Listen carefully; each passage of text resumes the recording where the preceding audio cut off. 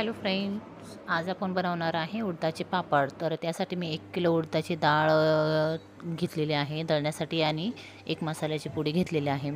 तर ते मी लगेच इथे दुकानमध्येच बनवून पण घेतलं, दळून घेतलं आणि बनवून पण घेतलं. तर कारण की मला एवढं लाटायला वेळ नसल्यामुळे मी इथेच बनवलेलं. तर आपण जेव्हा ते पीठ असतं तर घरी पण बनवू शकतो. तर घरी बनवताना जेव्हा त्या 1 किलोसाठी पाण्याचं प्रमाण दिलेलं असतं पुडीवरती, तर त्याप्रमाणे आपण घेऊ शकतो आहे आपल्या यानुसार.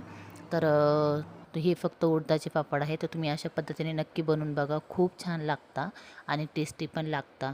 तर बघू शकता. तर घरी बनवण्याचं असं की तर आपले पापड हे रेडी झालेले आहे आणि खाऊन पण बघ, खूप छान असे तोंडात गेल्यानंतरच विरघळणारे हे असे आपले उडदाचे पापड करून रेडी.